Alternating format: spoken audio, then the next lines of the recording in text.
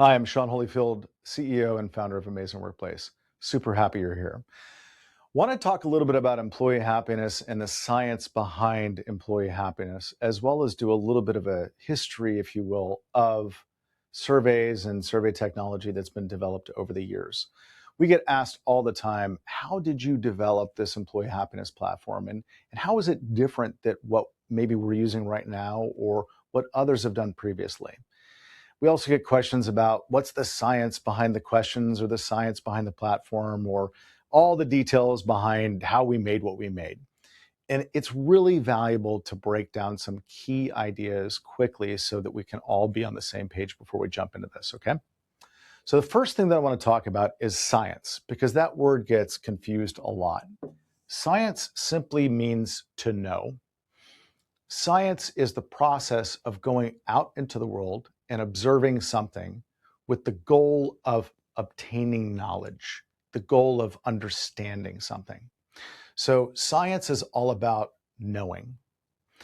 And that's a really important idea because in order to know something, one must go observe, one must go learn, understand in order to come back with that knowledge. And that's simply what that means. It gets really confused, but that's the simplicity of it, okay? When we look at the science that has been applied to surveys or the science that's been applied to questions that have been used over time, and when I say survey, there's really two meanings to that word. The first I really admire and love, which is all about the action of going out and finding out something. So I'm going to go survey a group of people. I'm going to go ask for information from them so that I can understand or know. And I am going to do that with the purpose of gathering that information to do something with it, which is great. The other use of this word is the thing itself. And that's kind of where, not really kind of, it's really where Amazing Workplace and other survey companies part ways. Most companies have traditional surveys that you would think of that look and feel like tests. They've got the little dots or bubbles that you fill in. They're now digital. And Amazing Workplace has a conversation system that is more like a real human conversation that your people can interact with in order to find out how they really feel and why they feel that way. So it's a very different thing that we send out to employees or to customers than most companies do. And that's really the split between traditional surveys and our surveys, as well as the two meanings of that word. But let's go back to the beginning of surveys and the goals that were trying to be achieved at the time and kind of talk through the early 1900s all the way to present time, because this history is really valuable to understand why measuring employee happiness works better and why the things that have been done before didn't work in those time periods where, after realizing it didn't work, people finally shifted. Okay. So the first is 1910s. And that's where conversations really began to take place. Now, okay, let's just pause the movie. People were talking before surveys existed. Companies were talking to their employees. But it was in the early 1900s that companies like Hauser and Associates and others were brought in and asked, hey, can you help us with our employee relations? Can you help us find out what's going on? We're having problems with our employees and we need help. And these third parties, these consultants, were brought in to meet with employees and to talk with them to find out how they were doing, to find out what was going on and what could be done to improve things. Now, Hauser and Associates was one of the first to go on record and say, hey, the most important part of this equation is to talk with a person with them also understanding and knowing what you're there to talk about, which was, it's kind of common sense, but it was groundbreaking at the time. Like, hey, you're only going to get good information. You're only going to get valuable feedback if the person that you're talking to actually understands what you're there to talk to them about. So these conversations were very successful early days, and they were extremely successful in giving companies actionable information that they could use to do things with. Enter in World War II. So about the 1930s timeframe, just prior to the United States involvement in World War II, Rensis Likert and a group of behavioral psychologists were trying to develop faster ways to do what Hauser and others had been doing. And he developed something called the Likert scale. It was a scholarly article that he created back in the time. And 1930s, 1932, actually, I think is the year that he actually published that article.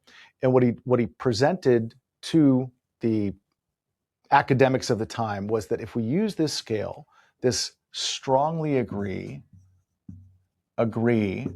neither agree nor disagree, disagree, or strongly disagree scale, we could attach to it numbers.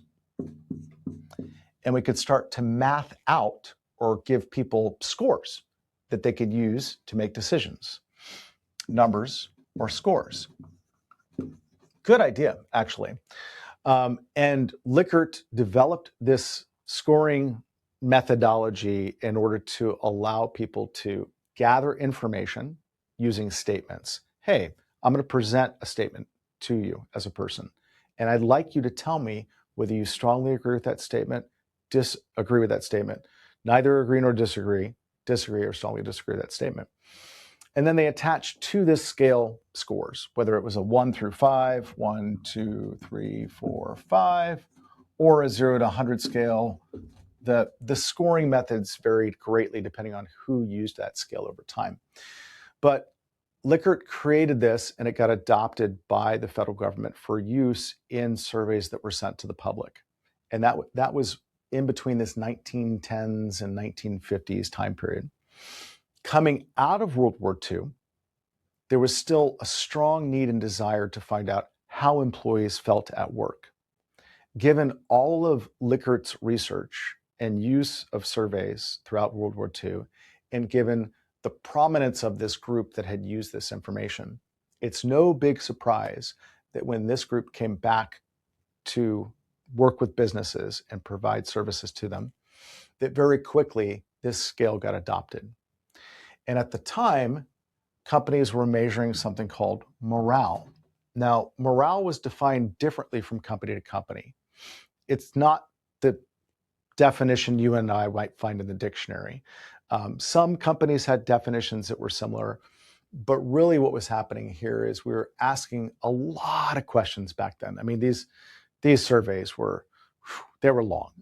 Some of them were many hundreds of statements or questions long. Some were 4, 5, 6 pages long, and a lot of them were used in government application, for the government as well as for large businesses, where businesses were really trying to dig in and understand things. And morale was the goal here, and the goal was to improve morale. Now, interestingly, morale didn't greatly improve over that time period. In fact, when you look at the numbers, morale stayed pretty steady for about 30 years. So there wasn't any meaningful improvement to morale for 30 years. And what I mean by that is if you look at the numbers, like let's just say that we create a graph here, right? And let's say morale started about here. Well, it ended about here over 30 years. And if you look at that graph, if you will, if you and I were to have a bunch of extra money, we wanted to go invest money into the stock market, and those were that was a financial representation of the success of a company, we wouldn't invest in that company, at least not smartly so. So similarly, the science, knowing, knowledge, looking, experience, information, it became pretty obvious that what had been done in this period wasn't working. We needed to measure something different. 1980s and leading up to the 1980s, there was a large body of research and evidence that what employees really wanted was to have their needs and wants met at work. In other words, we want to make sure that people had what they needed.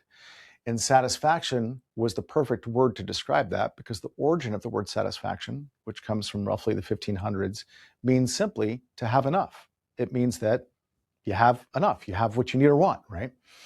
And the research leading up to satisfaction, measuring satisfaction, was really smart in that there was a lot of research done, a lot of science-based research and knowledge that was assembled and reviewed and looked at. And it absolutely pointed to the fact that employees want to have what they need and want at work. If they don't have the tools and resources that they need at work, they're not going to be satisfied. You may even know today, in many of the surveys that are sent out, even today, those questions about, do you have the tools and resources you need to be successful at work? Do you feel like you've got the tools and resources you need at work? There's many different ways this has been phrased, but even today, satisfaction gets measured in most all surveys that are out there. So satisfaction was a really, really cool advancement, or I say cool, it was a nice advancement in that we were now focusing on what employees care more about based on years of research and kind of like morale not really working, right? Well, satisfaction is interesting because it started in the 1980s. It still gets measured today. And satisfaction has stayed right about 60% for over 45 years.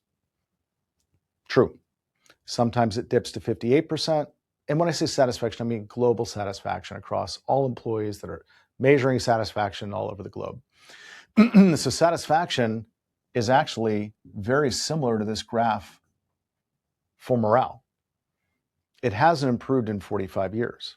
Now, not surprisingly, about 20 years into satisfaction not working, and when I say not working, what I mean is that the numbers haven't gone up. A group of behavioral psychologists got together and said, hey, why don't we measure something called engagement? Where on earth did that even come from? Well, in 1990, there was a scholarly article written by William Kahn, or Bill Kahn. And in that article, he talked about creating an environment where employees felt safe to come to work and grow into being their best professional selves. And he referred to that as a concept called personal engagement. Bill was brilliant. As he developed this, looking back, reading what he wrote, absolutely brilliant. And he was 100% right. If you create an environment where employees are safe, they feel safe to open up and ask questions, they feel safe to go to their leader or manager and really approach difficult or hard to confront topics, but they're able to do so, they are going to grow into being their best professional self at work. And he called that personal engagement. Great way to describe it. Hats off to Bill. Admire so much of what he did. Now, what was done with that research is very different. And in fact, Bill was interviewed in the 2020s, about 4 years ago, and he was asked, what do you think about modern employee engagement that's measured by these survey companies? And his quote was, it's fundamentally and violently different than what I wrote about in 1990. It's worth checking out. We'll have to put that in a YouTube video at some point. But the companies looking at morale not working, looking at satisfaction not working. And when I say not working, scores didn't go up. They decided to start measuring engagement. And Gallup was one of the first to jump on this. Now, Qualtrics, CultureAmp, and others measure engagement. It's still measured today. Now, engagement is defined very differently from company to company. It's also scored differently from company to company, and they pretty much all use the Likert scale, Rensis' scale, back from the 1930s. So we're using something that's almost 100 years old in order to measure something that is questionably effective. Let's talk more about that. So engagement, because it's measured differently from company to company, when you look at one company and they're using Gallup's 13 questions for engagement, or you look at another company and it's using Glint's shrunk down from 11 to 2 questions. After Microsoft bought Glint, they took the questions that Glint was using, of which there were 11, and they shrunk it down to 2 because they felt, based on their research, that they could still deliver a 95% accurate outcome, meaning that they knew consciously that they were going to drop off 5% accuracy by doing this. And then they published this, by the way. You can find that on their website. Or you're looking at CultureAmp and the questions that they use, or Qualtrics and the questions they use. They all have their own what's called index, or core questions that tie into the engagement score. I want to say CultureAmp is like 4 or 5 questions that tie into that index. Qualtrics is about the same. 13 for Gallup. I think they recently expanded it. And then Glint is now shrunken to 2, used to be 11. So they're all using different statements. They're all using different measurements. And they're all actually measuring something that doesn't matter to employees. So let's talk about what engagement actually is as measured by survey companies. Oh, one more thing. Not surprisingly, after 20 years, the statistics for engagement are just like the statistics for morale and for satisfaction. These scores have not gone up. Gallup's scores have stayed around 30% for almost 20 years. Qualtrics' scores, as self-published by Qualtrics, have actually gone down over time, looking at the total population of people that use Qualtrics. You look at the stuff that's then published by CultureAmp, and again, flat or below. So we have this pattern if we want to talk about science, science is going out into the world and observing patterns in order to gain knowledge, right? So the science tells us that the morale surveys that were done in the 1950s through the 1980s were not successful in improving morale over time. Science tells us that satisfaction, similarly, hasn't improved over time. And science also tells us that engagement, started back in the 2000s, that has not improved over time, has not delivered the result that workplaces or companies were hoping it would deliver. The reason for this is that the research surrounding the areas of morale, satisfaction, and engagement really got a boost in the middle when organizations started focusing on whether or not employees had what they needed or wanted, but there wasn't really much beyond that.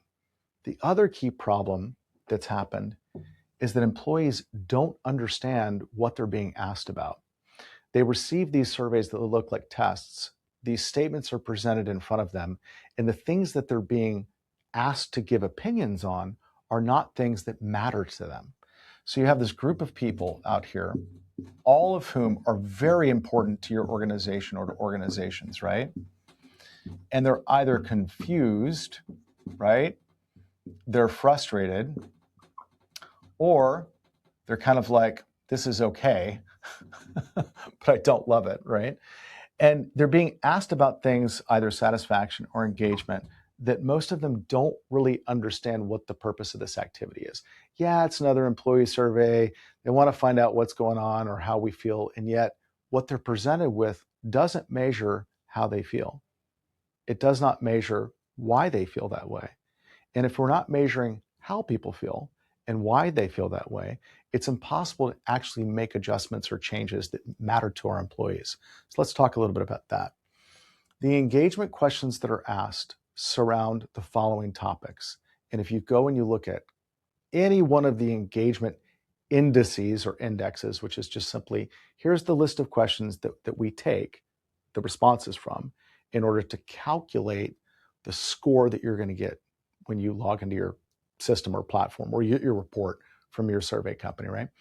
When we look at the questions that are asked that make up that index, one of them is usually, would you recommend our workplace to a friend or colleague?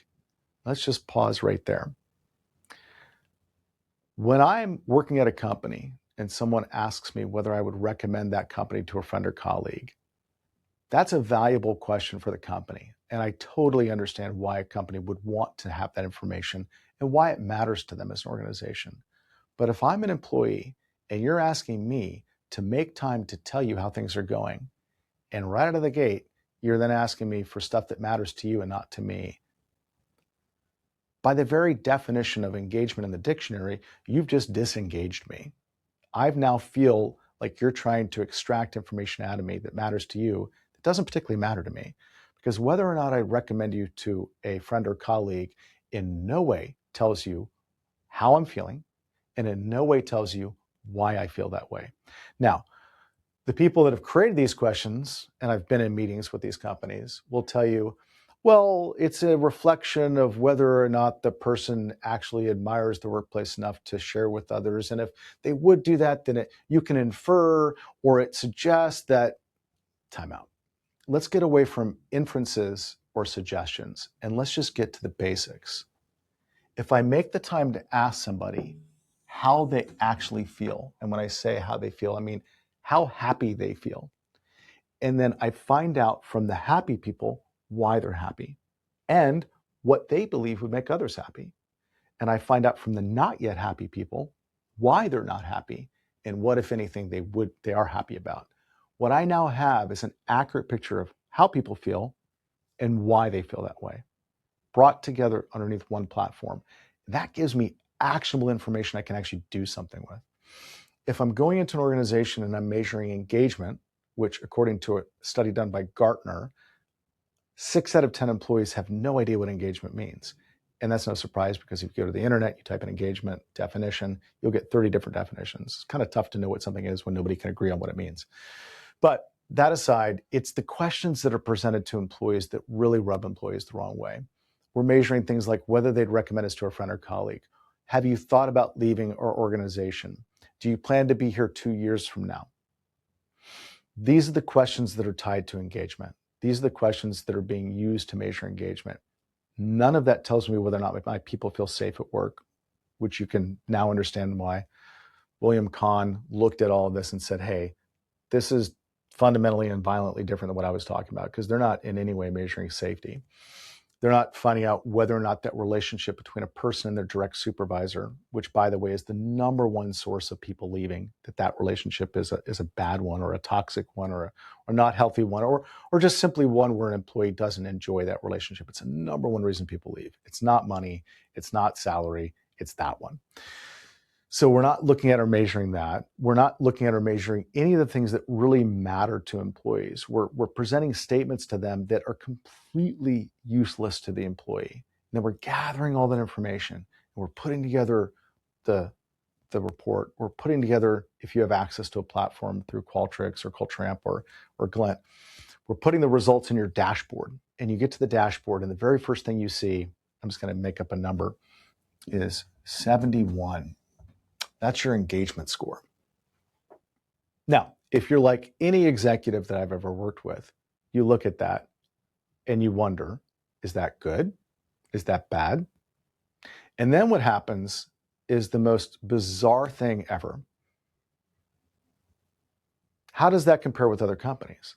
Now, benchmarking is valuable. Understanding how other people are doing is valuable. But when it's used as an excuse for inaction, not so valuable to our employees. What really matters is how people feel. What really matters is why they feel that way. And even beyond having that information, what matters way beyond that is doing something with it. Because if your employees make the time to answer these questions, if your employees make the time to go through these surveys, they make the time to go through a happiness conversation, and you do nothing with that information, you're not going to meaningfully improve happiness at work. You're not going to make things better. Employees will begin to feel very much like it's a waste of their time. And then the next time that it comes around, they're going to be less sincere and less honest. Or the next time, they just won't even finish the thing, or they won't start it in the first place. So if you're truly wanting to measure how your people feel and wanting to make improvements, you've got to take the information and use it. The challenge with these other survey platforms that measure engagement or satisfaction is they give you a number that doesn't make sense. They give you a number that nobody understands. And the leaders and managers that are responsible for using that 71 to somehow go back and affect positive change or create positive change, they're ill-equipped to do so. Because when they then dig into the details of that specific survey, they dig into the details of the specific questions or statements that were presented, what they realize very quickly is that there's nothing in here that tells me how my people feel. So then what they do is they jump into the comments, hoping that they'll maybe find something in the comments that will tell them why people feel this way, hoping that people maybe made the time to share why they felt this way. But then they're stuck with the other problem, which is the statements that are presented to their employees don't matter to their employees. Have you thought about leaving in the next 2 years, or do you plan to be here in 2 years? Would you recommend your workplace to a friend or colleague? These aren't things that matter to employees. These are things that matter to the employer. So yeah, I've thought about, maybe I've thought about leaving in the next 2 years. Well, why? Why is never asked. And there's no comment in there. Somebody says, yeah, I've thought about leaving. In the next few years, I've thought about leaving. Or, do you plan to be here 2 years from now? Nah, I don't think so, right? I strongly disagree that I plan to be here 2 years from now. Who's going to then leave a comment saying, hey, the reason that I'm going to quit is this reason right here, this reason right here? It just doesn't often happen. So what you end up getting is scores and numbers that are not useful for the managers that are handed this information. So you're going to your leadership team and you're telling them, hey, we really want to improve engagement, or we really want to improve satisfaction, and we're not giving them the tools that they can use to go back to their people in order to do that. They don't know why, and they don't know how their people really feel. Instead, they're given the score. And what ends up happening in these companies, and I've been there, I've worked for publicly traded companies. I've been the employee that's taken these surveys. I've sat in meetings with executives who see these scores and say the same thing over and over and over again. What does it mean? Well, is that good? Is it bad? How are other people doing? How are our competitors doing? Is this higher or lower? Like, should we do anything with this? What do we do next? How do we fix this, right? Then they go out and hire a bunch of consultants to come in and analyze this stuff for the consultants to actually come in and do the thing that should have been done in the first place, which is to actually go talk to your people and find out how they're doing. It's why we created Amazing Workplace. It's just like enough's enough, right? Like all this needs to go away. All this needs to be gone. So we don't need to measure morale. That's not going to be effective. We don't need to measure satisfaction. We don't need to measure engagement. None of these things have actually worked over time. What we need to do is find out how people feel and why they feel that way. So our conversations are designed to do exactly that. The first thing that our conversations do is they introduce a topic. Now, we get asked a lot, how did you come up with the 10 topics that you measure at Amazing Workplace? Short answer is a lot of science-based research. We took every question that was asked in person back in the 1910s, coming forward in time all the way to present time. We looked at every single question and or statement that's been presented to an employee, and we have a massive, I think it's over 10,000 unique questions and statements that have been asked over time. We then took those and we organized them topically. And what we discovered is that there are these groupings that align roughly with 10 topics. Some of them were light, meaning that there weren't a lot of questions or statements about them. And some of them were like really heavy, like the job demands, do you have the tools and resources you need? That question's been asked more than any of them. So what we did is we organized all of those questions into these topics. Then adjacent to that, we went and did research looking at the things that matter most to employees, scholarly research, articles, stuff written by William Kahn and others, like what are the things that really matter to people? Then adjacent to that, we looked at what are the top reasons people quit? Why do people, like total opposite of happy, why do people get really pissed off or upset at work? And we brought all that research together in order to identify 10 key topics. So we knew this was the key to unlocking how people felt. So the first thing we did is we found these topics. Then we had to find a way to simply describe them and explain them.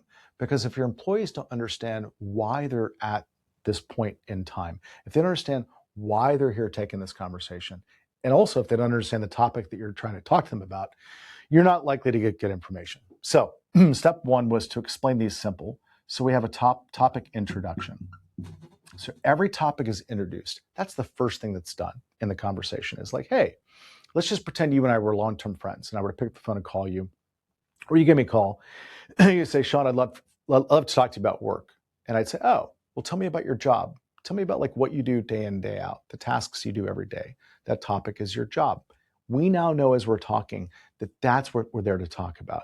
And we're both totally on the same page about that topic of conversation.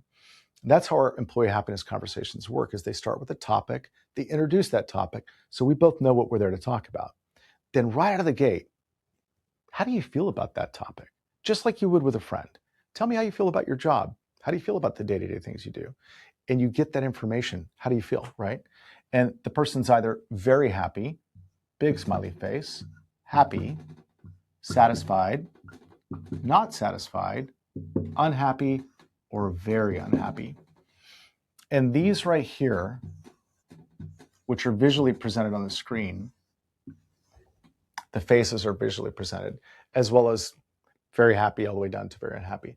This allows somebody to just share how they feel, just like you would in a conversation with a friend.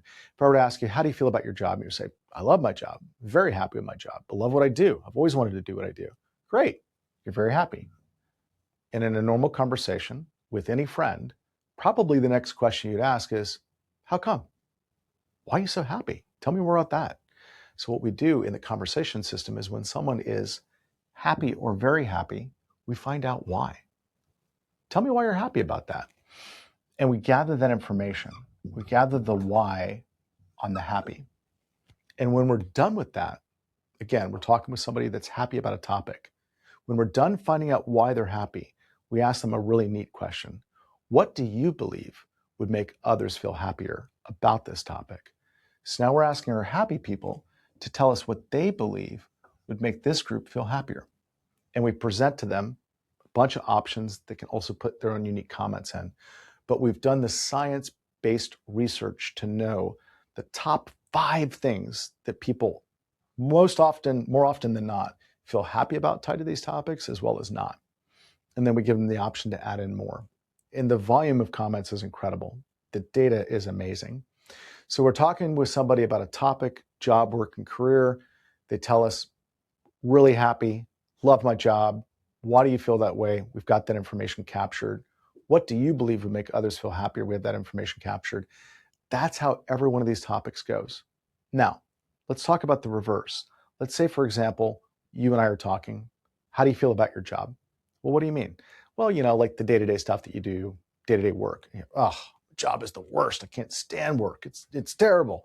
Uh, Awful, right? Well, just like a normal conversation, let's say that you're very unhappy.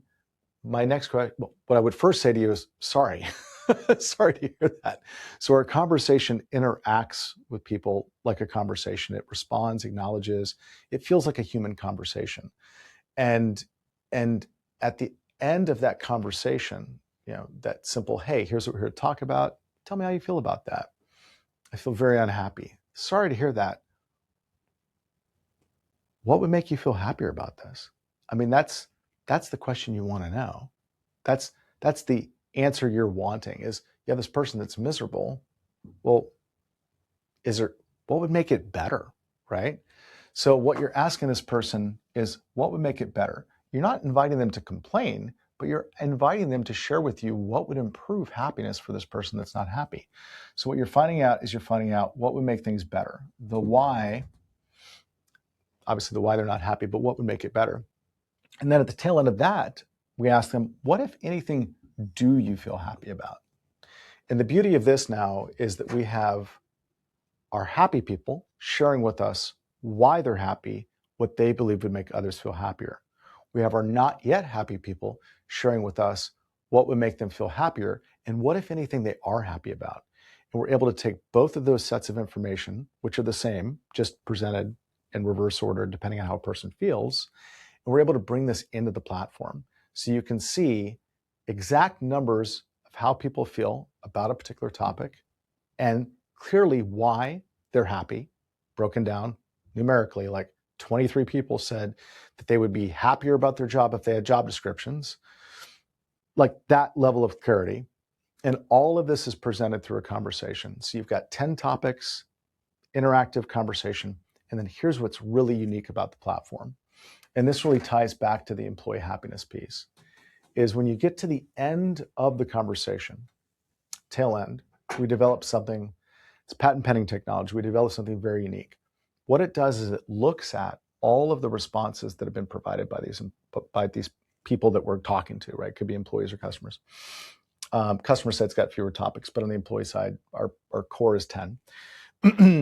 We're looking at why they feel happy, what would make them feel happier. We get to the tail end. And just like any conversation that you'd have with a friend, if you and I were talking for an hour, you were telling me about all this stuff tied to work, you were telling me about how you felt about your job, how you felt about growth opportunities, rewards or pay and benefits, all these things that matter to people that at work, right? At the tail end of that conversation, I would have a pretty good sense. I'd have a good idea based on your facial expressions, your tone of voice, your responses, how you felt overall working at this company. And this was what's really unique, is you get to the tail end of this whole conversation, and then the system, the platform, conversationally, comes to the person that's going through the conversation and says, hey, based on our conversation, it sounds like you often feel happy at work. Is that right? And that's the magic moment, because for the first time in the history of any survey-related stuff, we are real-time scoring, if you will, but we're real-time gathering the information in the conversation, and we're presenting in real time to the employee how it appears that they feel about work overall. Now, we're not going to just grab that math, if you will, and plop it into a system, because we really want to verify that that's right, which is why we developed a technology to actually look at the conversation. And before we're wrapped up with the conversation, present to them, hey, it sounds like you feel unhappy at work. Is that right? Or again, it's going to vary based on the responses. If all the responses are super negative and very unhappy, the comments look like they're very unhappy, and all the reasons why is very unhappy, well, then it's going to come to them and say, hey, it sounds like you're very unhappy at work. Is that right? Or alternatively, if they're really happy, you get the idea. Like it picks the right feeling based on the responses that they've given, and then it presents it to them. And they have the option right there and then to change that overall feeling. They have an opportunity to say, you know what? You asked me about these things, and yeah, I'm not happy about these things, but I'm actually satisfied, and here's why. And now we capture that verified feeling. And for the first time now, when we go to our leaders, when we go to our managers, and we say, hey, we just measured employee happiness, and we've got the results that we want to go through with you. For the first time, every person in that company knows that they had an opportunity to see how they were going to be scored, the feeling that the system thought they felt, and they had an opportunity to change it, which means that the results that we're handing to our leadership, the results that we're going over with our people, it feels more real to them because it's an accurate reflection of how they actually feel, not a mathed out score based on the topics we chose to measure. And that's really critically important in terms of people buying into the things that you're going to do. It's really critically important in terms of your leaders buying into the value of this feedback. Not to mention the fact that you've actually got the reasons why, which for the first time in the history of all surveys, we're not hoping and praying that people leave comments to tell us what to do. We're actually grabbing and crowdsourcing, meaning that we're going to the crowd and we're sourcing from that crowd all the reasons why people feel happy and what we just shouldn't screw with, as well as all the reasons people are not yet happy and what we ought to look at for change.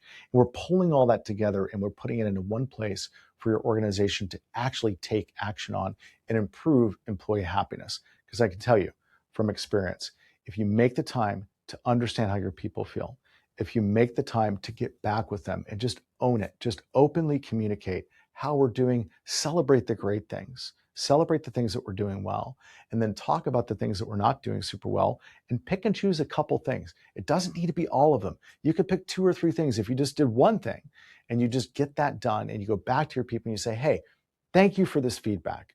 I really appreciate you letting me know that you prefer that we have fewer meetings at work. Most organizations probably have that on the list of things, right? We've done that, where we've actually reduced the number of meetings, and I want to thank each and every one of you for letting us know that information. If you just rinse, repeat, you do that over and over, you will create an amazing workplace. You'll create a workplace where people love coming to work and they admire working there because you're actually measuring something that matters to them. You're talking about their happiness, which really matters to them, and it matters to their families, and it matters to the people that you'll never meet, that they're now leaving work and they're happy and they're not a jerk bag and a pain to work with, right?